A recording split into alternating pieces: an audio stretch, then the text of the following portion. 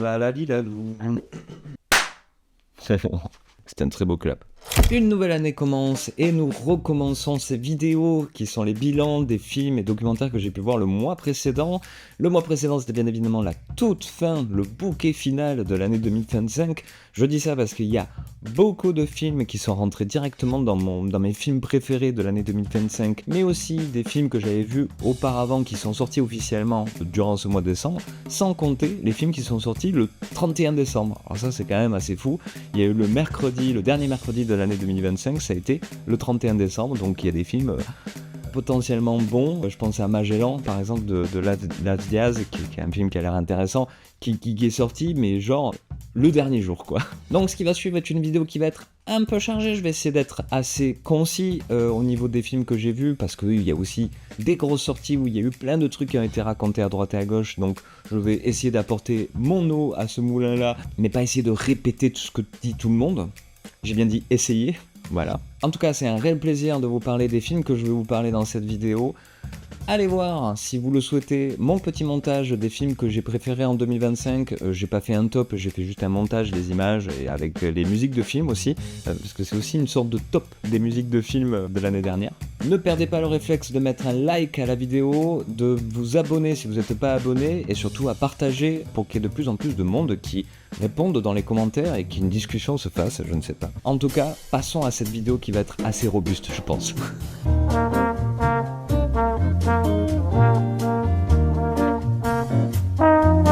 Commençons tout de suite par le plus gros morceau de ce mois de décembre, le film qui était le plus attendu, le gros budget, la grosse saga, qui est tout simplement Avatar de feu et de cendres, Avatar 3 pour les intimes. Et bien évidemment, qui dit grosse saga, gros film, qui suscitait une grosse attente, il y a des tonnes de vidéos, tout le monde a fait ses choux gras autour de Avatar, bien évidemment en essayant d'avoir un avis un peu edgy, pour pouvoir faire du clic, mais ici, dans cette vidéo, vous allez avoir la sincérité la plus totale d'un spectateur lambda. C'était génial. C'était absolument génial. S'il y a des films pour lesquels on doit se déplacer pour aller au cinéma, c'est ce genre de spectacle-là. Et je dis pas ça dans un sens pro-américain, pro-film de divertissement qui fait boum boum. Vous savez très bien en regardant cette chaîne que je suis assez éclectique comme personne. Pour ce Avatar, troisième du nom, je le mets presque au même niveau que l'Aventura de Sophie Le Tourneur. C'est aussi magistral l'un et l'autre. Mais bon, passons ce truc-là. Qui peut se mettre à la table de James Cameron? Avec quoi on compare ça? Parce que, pour ma part, pour mon expérience à moi de cinéma, je trouve que ce film est au-dessus de tout.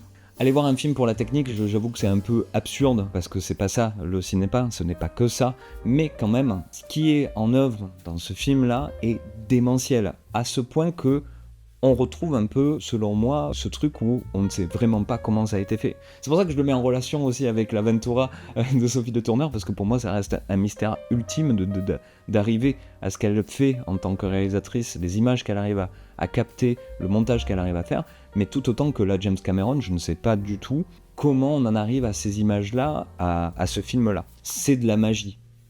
Pure et simple. Donc rien que pour le spectacle pyrotechnique qu'on va voir, moi je vois pas d'équivalent. Et il est au-delà. C'est-à-dire que c'est un avenir potentiel du cinéma. C'est peut-être le dernier comme ça, on ne sait pas. Mais cette technique, elle est au service de pure mise en scène. Pareil, dans cette catégorie-là de films, je ne vois pas d'équivalent, même dans les 10 dernières années, à part La Voix de l'eau. C'est-à-dire qu'il y a un truc au niveau du découpage, au niveau de comment mettre en scène une scène d'action qui est vraiment mais au-dessus de tout. Je vois pas qui fait mieux. Encore une fois, il faut avoir envie d'aller voir un film d'action, un film qui fait boum boum et tout. Et d'ailleurs, certains ont fait le parallèle avec Fury Road, parce que en effet, à part George Miller avec Furiosa récemment et encore, les scènes d'action de Furiosa sont d'un autre type. Je ne vois pas qui d'autre fait ce type d'action lisible, narrative, parce que ça c'est un truc qu'on ne dit pas assez aussi, c'est qu'une bonne scène d'action au cinéma, c'est pas une scène d'action qui est une démonstration de cascadeur, mais bien une scène d'action qui est du récit. Là, dans Avatar 3, chaque scène d'action ne sont pas futiles, inutiles, elles racontent les personnages et sont du coup l'expression ou la résolution de dilemmes qui sont sous-jacents dans le récit auparavant, et rater ça, c'est rater une grande part de ce qui est raconté dans le film. Donc voilà, quand on va voir Avatar, on va voir un film d'action, et en termes d'action, pas d'égalité. D'ailleurs, je fais une petite parenthèse dans cette espèce d'enchaînement d'arguments pour dire qu'Avatar c'est quand même assez hallucinant, en tout cas inouï, c'est que c'est tellement violent la première heure, hein, dans tous les sens du terme, que pour moi j'étais vraiment au bord des larmes à chaque minute de cette première heure. Hein. Parce que ce qui s'y passe en termes de récit est quand même assez frontalement brutal par rapport au destin des héros qu'on est en train de suivre, mais aussi par rapport à esthétiquement ce qu'on se prend à la gueule directement, dès la première seconde. Et d'ailleurs, je pense que une des réticences qu'il peut y avoir chez certains spectateurs, c'est que c'est peut-être trop d'un coup. C'est comme si vous lisiez depuis des quinzaines d'années simplement Garfield comme BD et que d'un coup vous foutez une BD de Moebius, quoi. Enfin, dessinée par Moebius. Je pense qu'il y a trop de choses qui se passent dans un plan, dans une scène, dans un dialogue. Ce qui est peut-être aussi un des reproches que font les détracteurs à ce film, qu'il y a une multiplicité des enjeux, des personnages, moi je trouve ça absolument prodigieux, que certains vont parler de cet aspect-là du scénario comme quelque chose qui est sériel, qui est hérité de l'écriture de la série. Moi, en tout cas, c'est un truc que j'ai trouvé assez formidable. On regarde un film de 3h17, on se fait pas chier une seule seconde. Chaque personnage a sa typicité. On suit exactement l'évolution émotionnelle de chacun de ces personnages, de la relation entre eux. Moi, je trouve que bon, pareil, qui peut s'asseoir à la table de ce type de récit ? Moi, j'en vois pas beaucoup, voire pas du tout. Si ce n'est peut-être dans le jeu vidéo, qui est justement, je pense, la seule matière qui peut rivaliser avec cette catégorie de films. Parce que, comme je l'avais raconté aussi dans ma vidéo de présentation à Avatar 2, c'est un film d'auteur. C'est un film de James Cameron. Et bon, ça aussi, c'est des reproches qui ont été faits, comme quoi c'est toujours les mêmes thèmes et tout. Bah oui, tu vas voir un film de James Cameron, en fait, tu vois. Et ce qu'il rajoute, d'ailleurs, dans ces thématiques, ces obsessions, même on peut dire, c'est là vraiment un regard beaucoup plus triste, mélancolique, sur l'usage des armes, sur l'usage du pouvoir sur les autres, de l'intimidation. Je trouve que, plus encore que dans d'autres films qu'il a pu faire auparavant, là ça fait mal, hein. Là ça fait vraiment mal. Et parce que aussi, il a un autre thème qui est peu présent aussi dans son cinéma, même si il est toujours un peu là, mais là il est vraiment très très frontal, et pareil, il faut arriver à le gérer en tant que spectateur. C'est à quel point il parle de deuil dans ce film. Le film démarre par ça, et il dirait que c'est 3 heures même pour dire bon, comment on fait le deuil de plusieurs choses, hein. Des êtres qui nous ont été proches, comme des idées, comme d'un environnement aussi, si ce n'est l'environnement tout court. Bref, je saurais vraiment pas quoi en dire plus, si ce n'est que c'est indispensable, que bien évidemment que si ça vous branche pas, il faut pas y aller. Si vous dites Avatar, je trouve ça moche et franchement ça me gonfle, pourquoi y aller ? Peut-être parce que justement on ressent au fond qu'il y a quelque chose qui fait partie du commun de l'humanité là-dedans. Donc on se dit on veut pas être un peu laissé de côté, on veut savoir ce qui se passe quand même là-dedans.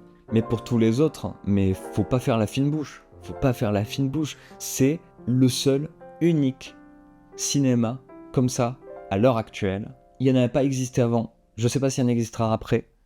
Mais là, il faut vraiment prendre plaisir à se prendre ça dans la gueule, quoi. Avatar fait partie des rares films sur lesquels une personne, un individu, pourrait y passer toute sa vie. Regarder juste Avatar dans sa vie. Et ça suffirait. Tellement il y a de choses à picorer là-dedans. Voilà, pour conclure, j'ai bien aimé, quoi. Come on.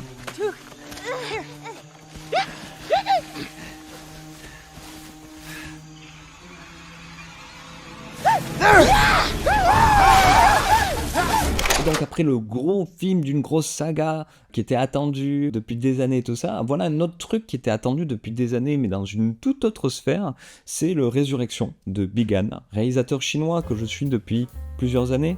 Le cinéma de Big Han est du cinéma quasi expérimental, on pourrait dire même carrément expérimental, en tout cas faisant partie de la sphère art et essai.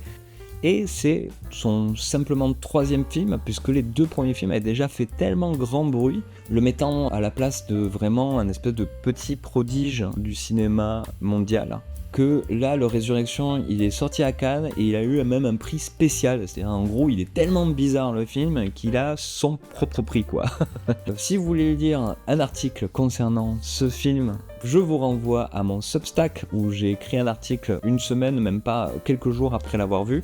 Là, le principe de cette vidéo, c'est d'avoir un mois de recul, ce qui est assez intéressant aussi. Et ce que je peux vous dire concernant ce film assez bizarre que je vais pas vous pitcher, c'est que un mois après, il m'en reste pas grand chose. C'est un peu nébuleux comme l'est le film en soi, mais même il y a rien qui me donne envie d'y retourner dedans.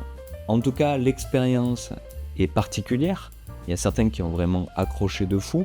Moi, j'ai trouvé ça un poil pompeux, ce qui est le défaut qui était un petit peu sous-jacent dans les autres films de Bigan auparavant. Là, tu vois que ça devient un problème de son cinéma, et je pense que, comme le film est une sorte de film à sketch, les derniers passages de ce film, qui sont beaucoup plus narratifs et beaucoup plus proches d'un cinéma traditionnel en quelque sorte, montrent qu'on a affaire à un cinéaste qui s'est peut-être enfermé dans un cinéma de démonstration intellectuelle, de regarder comment je fais des trucs à la Lynch, quoi. Et qui serait bon peut-être pour Bigan de s'essayer, et ça doit être même beaucoup plus difficile pour ce type de cinéaste qui a été reconnu pour tout le contraire, de s'essayer à un film très simple, narratif, avec un début, un milieu, une fin, avec des personnages très compréhensibles, et de faire quelque chose qui évolue avec une conclusion. Parce que là, dans Résurrection, on arrive à une espèce de summum de je vais mettre des choses de plus en plus foutraques, et c'est un rapport avec telle philosophie,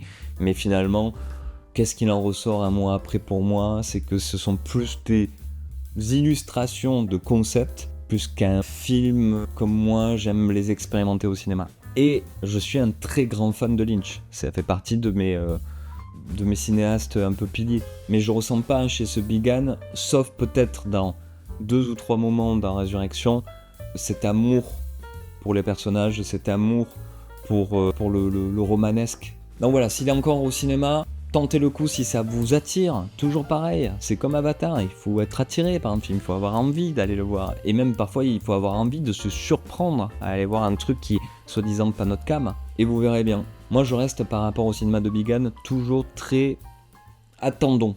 Et encore là. Voilà.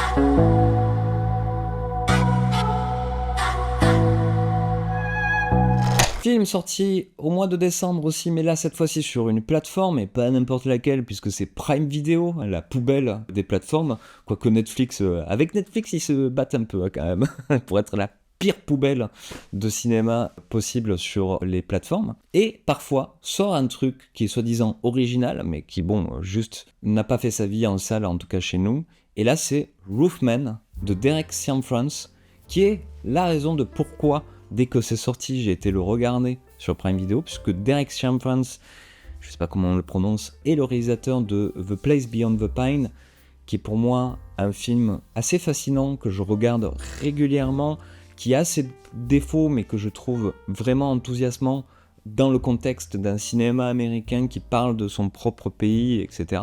Et ça n'a pas manqué, puisque Roofman, bien qu'il est complètement marketé comme une sorte de comédie un peu loufoque, et un peu d'action braquage, et absolument pas ça. C'est-à-dire que la première chose qui est assez intéressante avec ce film, c'est qu'on tombe assez rapidement dans la comédie romantique, mais j'ai envie de dire la comédie romantique comme l'a façonné le cinéma américain, j'en parlerai peut-être plus tard dans la vidéo, et qui marche. Ça m'a rappelé que ça faisait longtemps que j'avais pas vu une bonne comédie romantique, même que j'avais vu une comédie romantique tout court. Et c'est se rappeler que un des premiers films, si ce n'est le premier film de Derek Cianfrance, c'est Blue Valentine, qui fait partie de ces comédies romantiques mythiques du cinéma américain que je n'ai pas vu, mais que je sais qui est souvent cité. Et alors, en fait, ce qui se passe dans ce film, Roofman, que je vais essayer de pitcher, parce que depuis tout à l'heure, je pitch pas les films tellement c'est soit un truc nébuleux, soit un truc beaucoup trop connu pour le pitcher.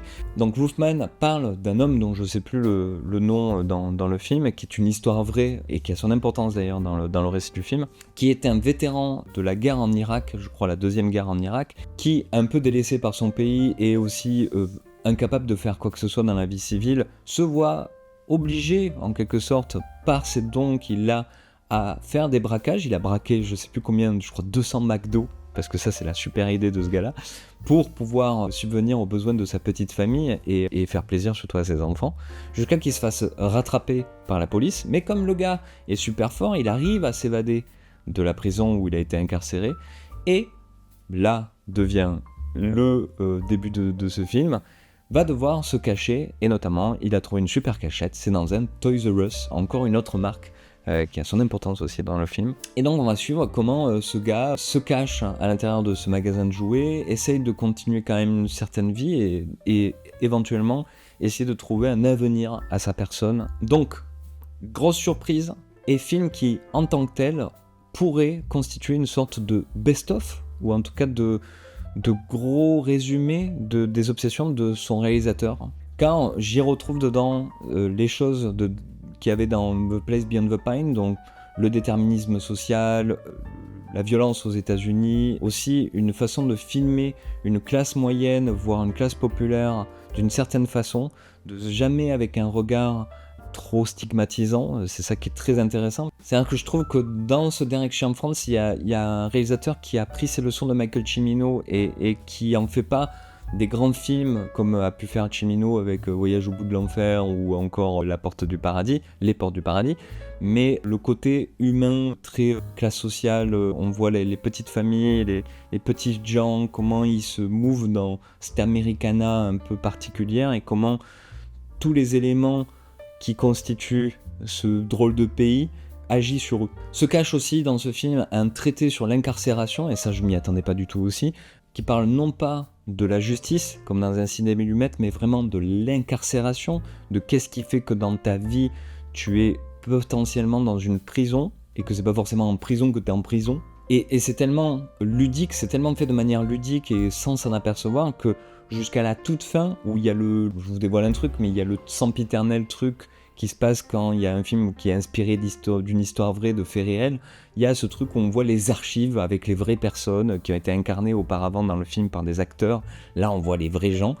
Et il a choisi les extraits qui donnent un commentaire supplémentaire au film qu'on vient de voir, en expliquant peut-être des fois l'absurdité de l'incarcération comme peine d'un crime. Ce qui est quand même assez couillu, assez subversif en quelque sorte. Mais tout ça, je vous raconte tout ça, mais ça se suit comme un film américain du milieu, comme on n'en fait plus. Ces films très très divertissants et qui abordent tous les thèmes de manière profonde, sincère et totalement satisfaisante pour son spectateur. Moi j'ai trouvé ça assez prodigieux, c'est rentré dans mon top film alors que c'est sorti au mois de décembre et sur une plateforme, et très impatient encore une fois de suivre la carrière de ce réalisateur qui est assez précieux en fait dans le cinéma américain, un espèce de cinéaste du milieu comme ça, qui est une espèce d'animal rare aujourd'hui quoi.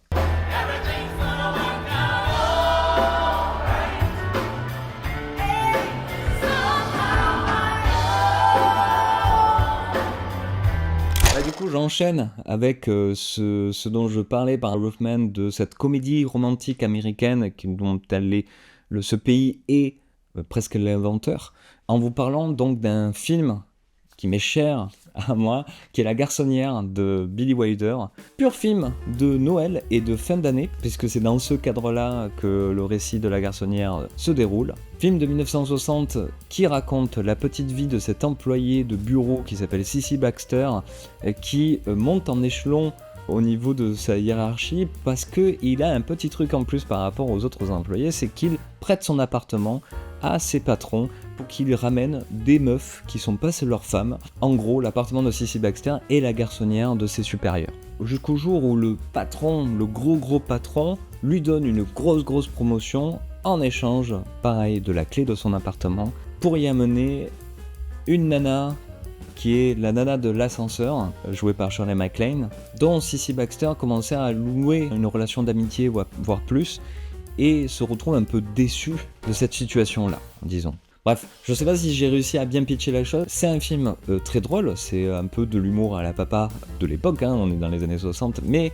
il y a assez de burlesque là-dedans, il y a assez de comédie, de paroles aussi. Billy Wilder est très réputé pour ça aussi, pour faire des superbes dialogues qui sont intemporels. Mais en 2025, maintenant 2026, le film est toujours beaucoup plus taquin, beaucoup plus corrosif qu'il n'y paraît, et ce qui est assez hallucinant, puisque on parle à l'intérieur de sexe, on parle dedans de mort, de choses assez extrêmes comme ça, qui, à l'heure actuelle, paraît pas si fou, alors qu'à l'époque, il y avait le Code Hays, c'est-à-dire c'était exactement les sujets qui étaient interdits par la loi américaine au cinéma. On ne sait pas par quel truchement Billy Wilder a réussi à mettre tous ces sujets sur la table en 1960, potentiellement par son succès qu'il a pu avoir avec les films qu'il a fait avec Marilyn Monroe, puisque c'est le réalisateur quand même juste auparavant de certains M Show. D'ailleurs, on retrouve Jack Lemmon à l'intérieur, qui est peut-être son meilleur rôle, selon moi. Si je l'avais vu au départ, parce que c'est un film que j'ai vu vraiment dans ma jeunesse et que là j'ai revu pour l'occasion, c'est parce que est considéré La Garçonnière comme ces films qui sont une leçon de scénario aux États-Unis. C'est avec Casablanca, avec d'autres films comme ça classiques, des pierres très importantes dans les études de cinéma aux États-Unis. Et en effet, en le revoyant avec juste pour le plaisir, juste pour se divertir, ça reste toujours quand même une espèce de pierre angulaire, une certaine façon de raconter des comédies romantiques qu'on retrouve dans les séries, qu'on retrouve dans La Garçonnière. Il y a mille et une variations de ce film-là dans d'autres films, quoi. Notamment par ce système, Billy Wilder était le professionnel pour faire des systèmes de personnages. C'est-à-dire qu'il n'y a pas un seul personnage dans ce film qui est en vain. Chaque personnage a un intérêt dans le récit, va pouvoir poser sa force dans le récit. Et ce qui est marrant en le revoyant aussi actuellement, c'est à quel point un des sujets qui est à l'intérieur, c'est quand même l'histoire d'amour entre un neuroatypique et une femme qui essaye de sortir de sa condition, qui prend conscience de sa condition et essaye de casser les codes pour s'en extirper. Donc voilà, La Garçonnière, prodigieux, un feel-good movie qui est à la fois très intelligent. Voilà, Billy Wilder, c'est indépassable. Si vous voulez voir un classique américain, regardez La Garçonnière, c'est super. En plus là, il y a une super copie qui tourne. Là, c'est un Blu-ray qui a été un cadeau de Noël. Chouette. After a while, there'll be human sacrifices. White-collar workers tossed into the computing machines and punched through those little square holes. How many drinks did you have? 3! I thought so. Wait a minute, I think I hear the sound of running water. I'll be right back. I'll be right here. Alors pour les deux prochains films, ce ne sera pas des films, c'est des documentaires pour être plus précis, même s'il y en a un qui est sorti au cinéma justement l'année dernière, en 2025. Mais le premier, c'est une revoyure pour ma part, c'est Biarritz Surf Gang, film documentaire que j'ai revu avec beaucoup de délectation, puisque, comme son nom l'indique, c'est un documentaire qui revient sur les prémices de surf en France, à Biarritz, sur la côte ouest, à l'Atlantique. Comment ce sport, d'abord amateur et petit à petit devenu professionnel et reconnu, c'est un des thèmes de ce documentaire, puisque le thème principal, c'est d'abord une bande, ce gang, composé de joyeux lurons, c'est vraiment un euphémisme de dire ça, des grands fous, des fous furieux qui faisaient du surf à Biarritz à l'époque, qui sont interviewés un par un à l'heure actuelle dans le documentaire.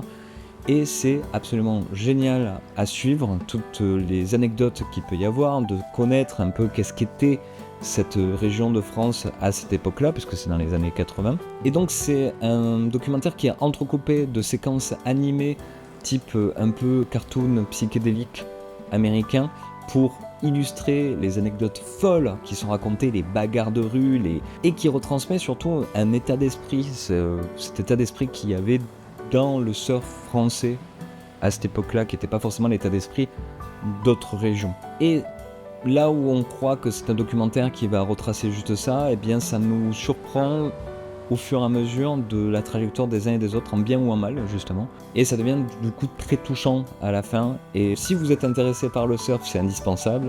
Si vous êtes intéressé par Biarritz, c'est indispensable. Mais si vous êtes intéressé par, je sais pas moi, un film de bande, en quelque sorte. C'est le Yves Telloni du surf, ce film, ce documentaire. Donc foncez, moi j'adore ce truc, ça dure à peine 1 heure je crois.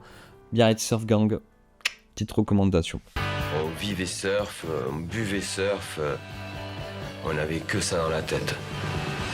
Mais surtout, ce qu'on préférait, c'était foutre le bordel partout où on passait. Et j'enchaîne tout de suite avec un autre documentaire beaucoup plus connu, puisque c'est la dernière fournée de Striptease, qui s'appelle Striptease Intégral, qui est sorti au cinéma, dans certains cinémas que j'avais raté. Je me sentais pas d'aller voir du striptease au cinéma. Je pense que ça aurait été une expérience un peu particulière. Et heureusement, puisque trigger warning, il y a dans ce film-là, qui est un cheptel de 4, 5, 6 striptease mis bout à bout, il y en a un qui est vraiment hardcore en fait, qui est assez stupéfiant si vous êtes une âme sensible, on va dire. C'est gore quoi. Enfin, voilà, je peux pas en dire plus parce que la surprise, je pense, fait partie du truc.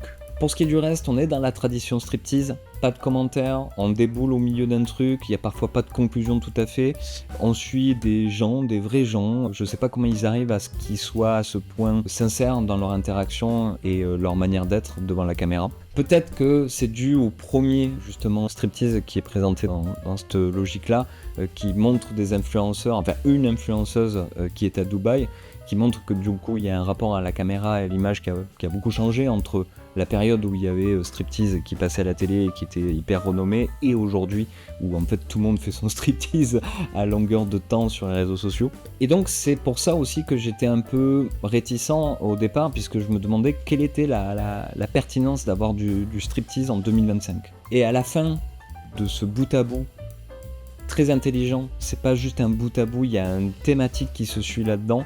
Je peux vous dire que oui, c'est très pertinent et c'est peut-être un des meilleurs films de 2025, même si c'est une sorte de film à sketch, mais qui est vraiment une logique entre chacune des parties. D'ailleurs, c'est intéressant à regarder chez soi aussi parce qu'on peut le regarder en plusieurs fois, en quelque sorte.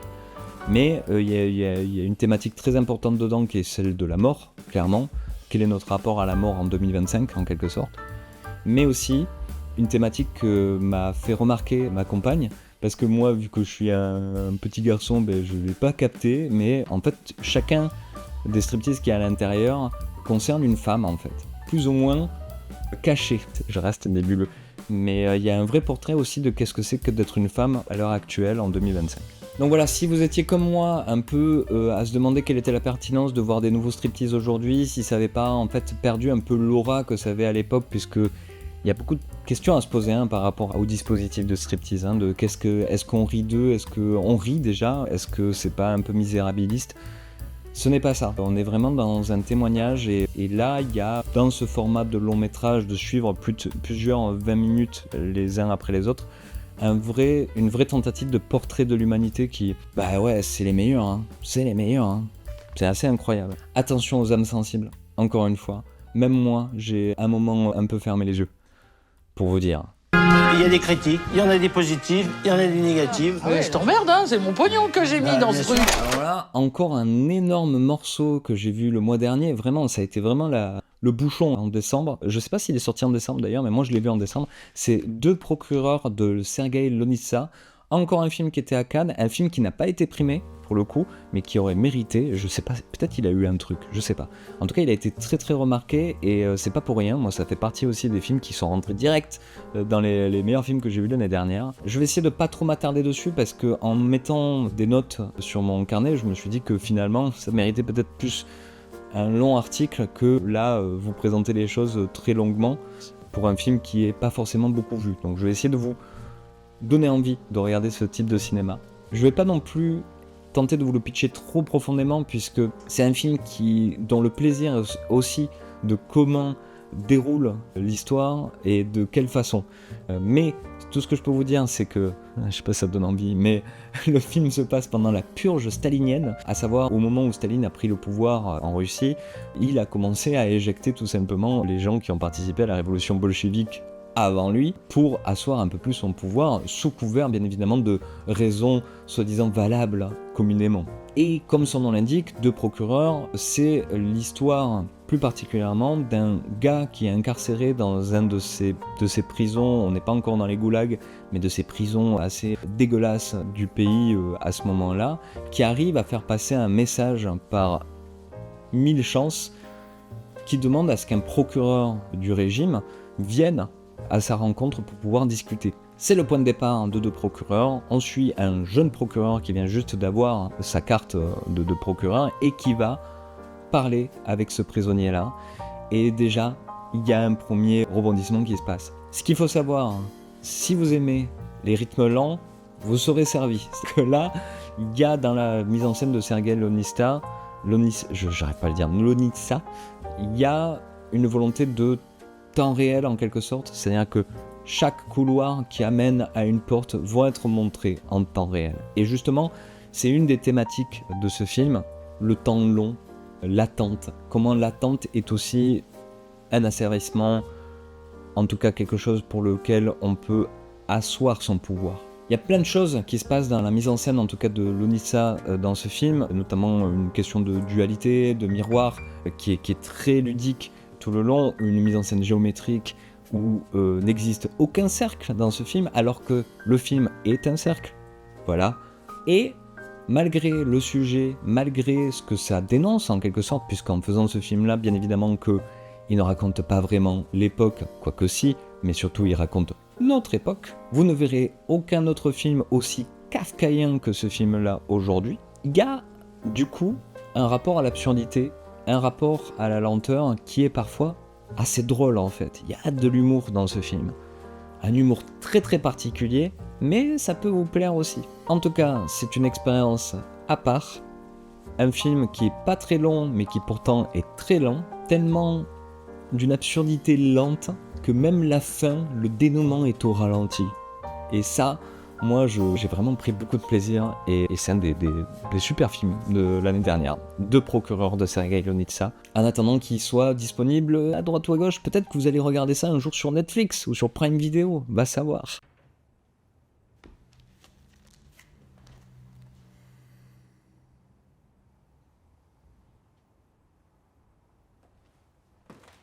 Et en parlant de lenteur, je vais vous reparler de cette série dont je vous ai parlé le mois dernier, qui est Pluribus de Vince Gilligan, enfin créée par Vince Gilligan, puisqu'il y a, comme pour les séries, des réalisateurs et des scénaristes différents selon les épisodes. Série qui donc s'est terminée durant ce mois de décembre, et bon, je suis un peu mitigé par rapport à cette série. Ça reste, pour moi, une des choses les plus intéressantes qu'il y a eu en 2025 sur le petit écran. Il y a un rapport, encore une fois, à la lenteur, au vide, comme j'ai pu en parler déjà dans la vidéo précédente, sans divulgacher le concept de la série, qui est très intéressante et très maîtrisée, puisque c'est des facettes de la réalisation et du façonnement d'univers qu'a Vince Gilligan, qu'on avait pu voir déjà dans Breaking Bad ou encore Better Call Saul. Mais à la manière d'autres séries Apple TV, je pense à Severance notamment, c'est pas si satisfaisant que ça la fin de cette saison. On se pose la question de savent-ils où ils vont, même si à chaque fois on a les réponses à nos questionnements. Là, terminer une saison comme ça m'a paru un poil décevant, un poil à se dire on est encore parti pour une sorte de série à boîte mystère et voilà tout. Est-ce qu'il y avait vraiment un projet derrière, si ce n'est peut-être un petit délire de scénariste, je sais pas. Mais en même temps, avec un peu de recul, parce que maintenant voilà, ça fait un petit moment que la série est finie pour ma part, finalement je me suis demandé si je m'étais pas trompé sur les thèmes profond que parlait Pluribus. Il y a beaucoup de thèmes, c'est une série pas d'anticipation, mais une série fantastique en quelque sorte. Donc, bien évidemment que ça brasse plein de thèmes, mais est-ce que le thème le plus profond n'est pas celui de la perte de la magie dans ce monde ? Est-ce que c'est pas une série qui montre l'impossibilité de recréer du désir dans ce monde et de la magie ? En tout cas, est-ce qu'un jour il y aura la réponse à ce que c'est ça le thème ou pas ? On sait pas, il va falloir attendre, et peut-être il va falloir attendre plusieurs années, puisque c'est un peu comme ça que se passe aujourd'hui la production des séries, c'est-à-dire que peut-être qu'on aura la saison 2 dans 3 ans, et voilà. What the fuck is happening? Autre revoyure de fête de fin d'année, ça peut paraître bizarre comme ça, mais j'ai revu, et ça faisait un moment que je voulais le revoir, Le Village des damnés de John Carpenter, film un peu moins cité quand on parle de John Carpenter, qui est encore un remake dans sa filmographie, parce que je rappelle que The Thing est un remake, que un autre film dont on parle pas, mais L'Histoire de l'Homme Invisible est une sorte de remake aussi, que Assaut est un remake de Rio Bravo, etc. etc.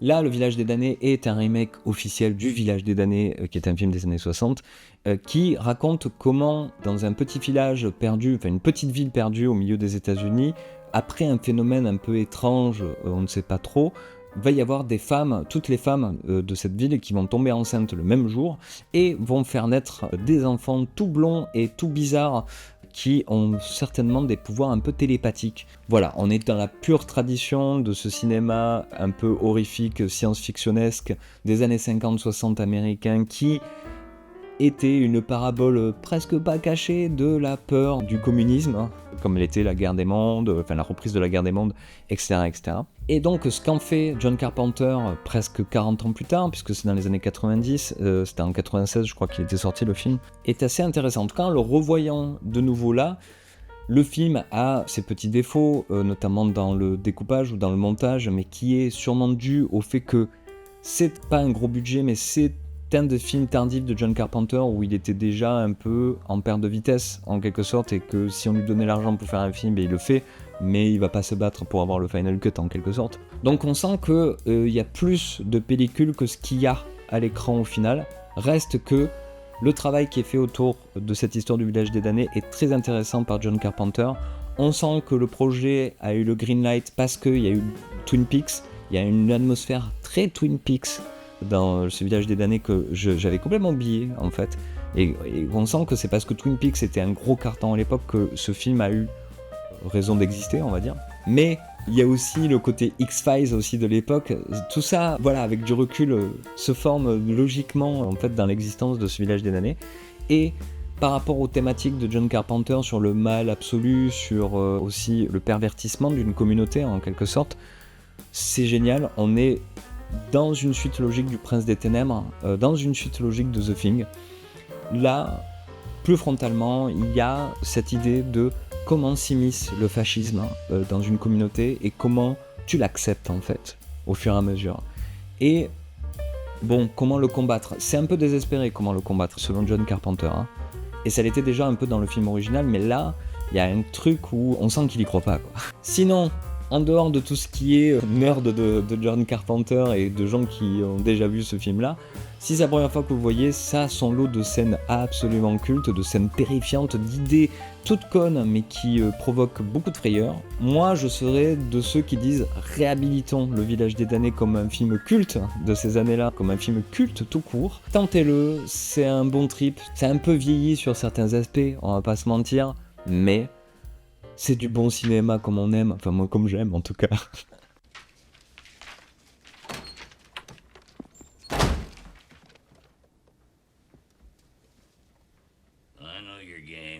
Et nous enchaînons avec 37, L'ombre et la proie de Arthur Mollard, premier film de ce réalisateur-là, mais aussi de la production qui s'appelle, je sais même plus comment elle s'appelle cette production-là, qui est l'ambition d'être un espèce de Blumhouse français, voilà. Et qui, pour ma part, parce que je sais que le film a un petit peu défrayé la chronique en quelque sorte, pour les amateurs de films de genre en tout cas, pour ma part j'ai passé un excellent moment, j'ai trouvé que c'était vraiment le film de vidéoclub comme on n'en fait plus, cette catégorie de films qui pourrait être ce produit de plateforme vidéo justement.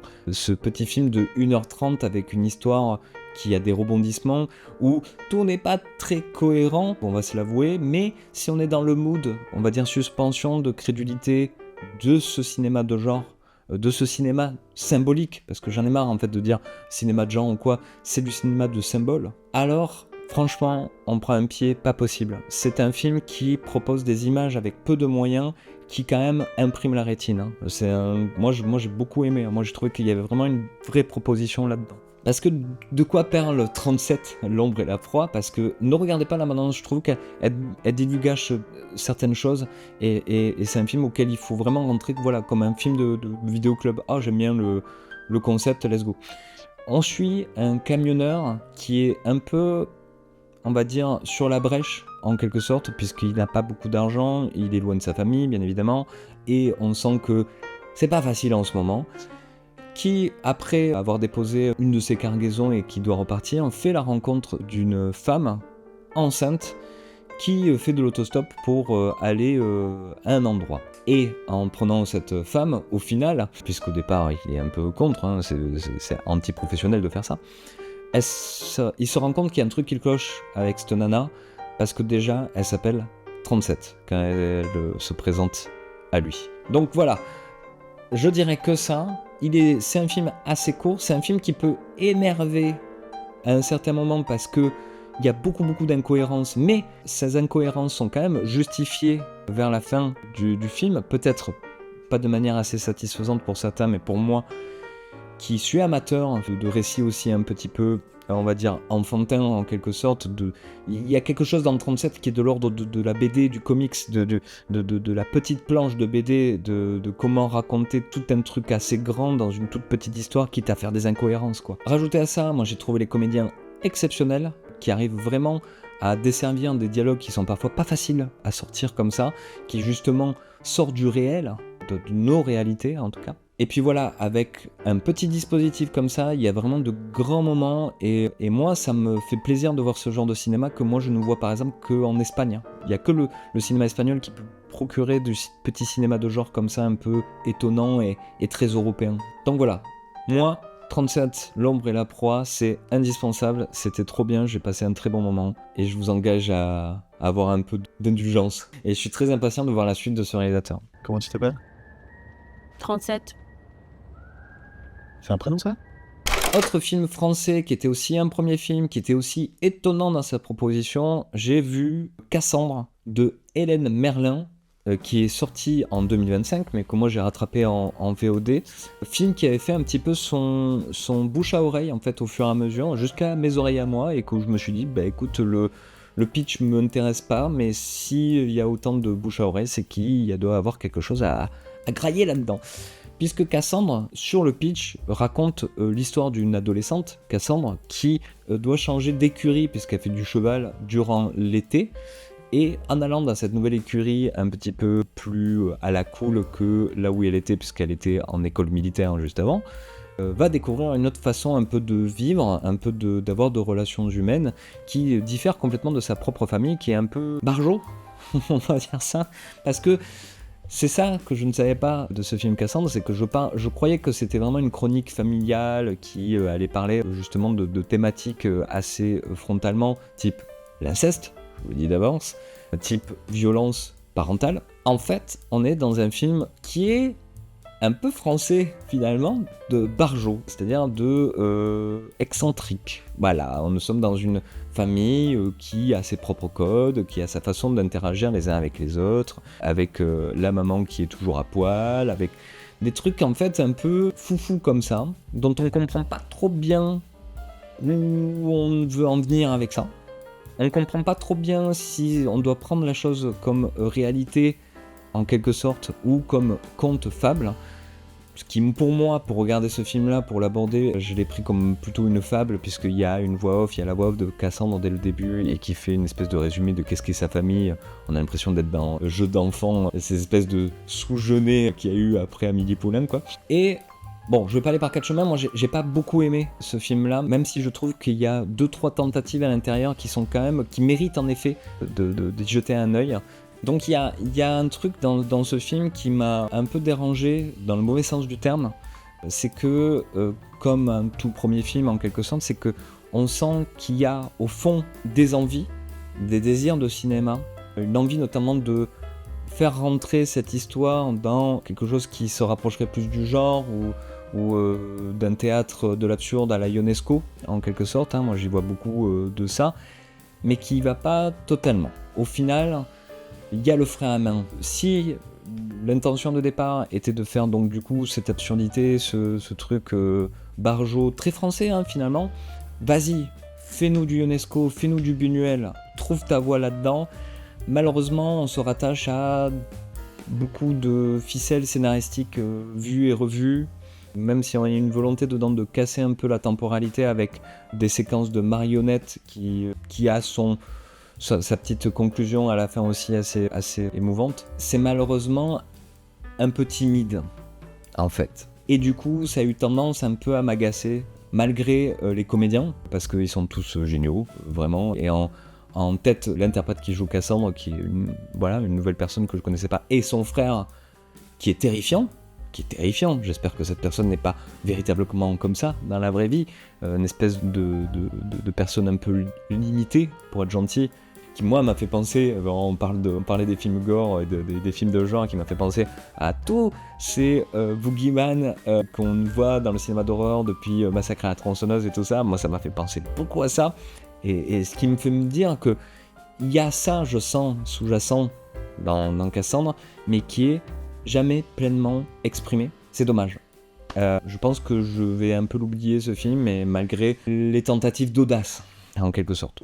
Donc voilà, tentez le coup si vous voulez, contredisez-moi si vous le souhaitez aussi, mais sinon allez voir du Buñuel et sinon La cantatrice chauve, quoi.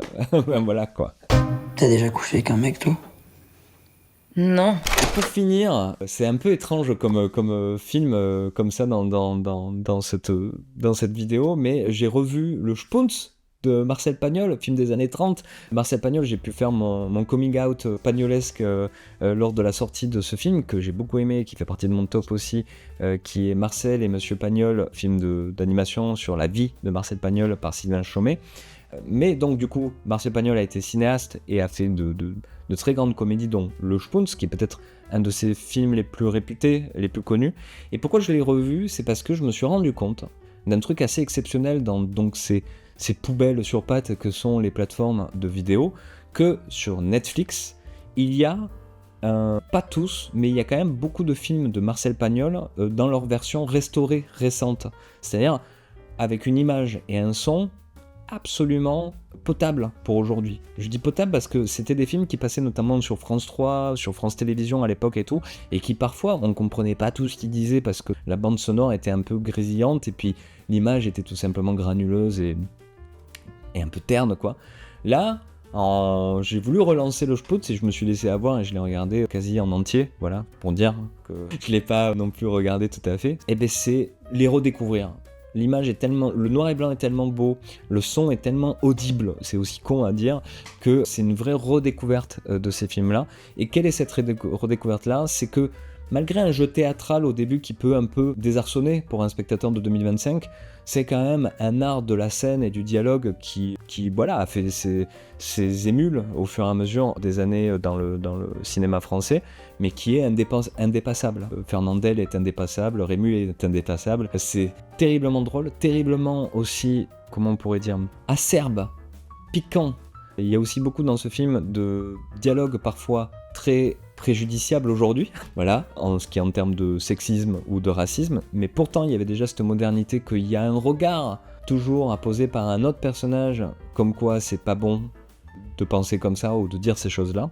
Ça, j'ai trouvé ça assez moderne finalement de faire un film dans ces années-là et de montrer que les gens parlaient de cette façon ou abordaient par exemple la légende féminine de cette façon-là, mais c'était déjà vu comme quelque chose de pas beau. Et si vous ne connaissez pas le Spunz, je n'ai pas pitché le Spunz, mais c'est l'histoire de ce petit épicier pour le compte de son oncle qui a des rêves de devenir acteur pour le cinéma et qui voit son rêve réalisé quand une équipe de tournage parisienne arrive dans son petit village de Provence pour on ne sait quoi, faire des repérages et tout ça, et qui eux, leur passe-temps est de se foutre de la gueule des provinciaux, comme toujours aujourd'hui d'ailleurs, et vont laisser sa chance à ce Fernandel de leur faire une démonstration de tous ses talents d'acteur, qui est une scène mythique du cinéma français. C'est la démonstration de Fernandel devant ce parterre de toutes les émotions par rapport à une phrase en particulier, et comment, en fait, croyant en sa chance, il va continuer à vouloir rentrer dans ce milieu très snob du cinéma.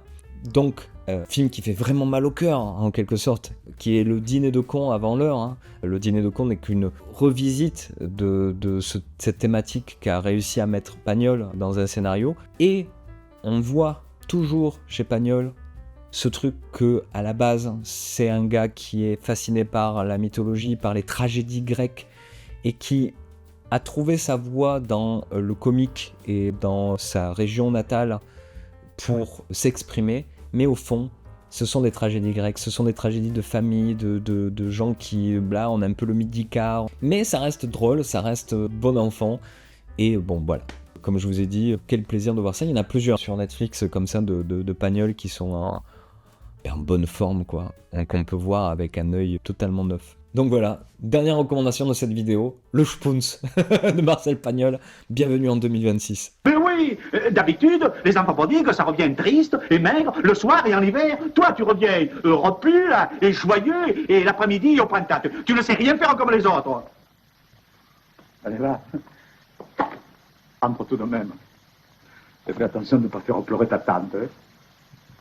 Viens, hein. Viens. Et voilà, cette vidéo est enfin terminée, il y a eu beaucoup de films. Je vais essayer de faire évoluer peut-être la formule pour que ce soit peut-être plus abordable pour vous, plus facile à tourner pour moi. Bref, en tout cas, ça restera comme ça, des longues vidéos tous les mois, même pour le mois prochain j'imagine. Merci de m'avoir écouté, d'avoir suivi. N'hésitez pas bien évidemment à laisser un commentaire si vous avez des choses à dire, mais je sais que à chaque fois, à chaque vidéo, il y a tellement de films, il y a tellement de propos de ma part que c'est dur de rebondir pour vous aussi, mais n'hésitez pas, c'est vraiment toujours très intéressant de vous lire. Vous pouvez me retrouver sur Letterboxd, sur Substack, et sinon, restez branchés au cas où il y ait des nouvelles sur cette chaîne, mais sinon, on se retrouve le mois prochain pour la même chose, et je vous dis, ciao Internet. Waouh. Restez branchés, restez chez toi.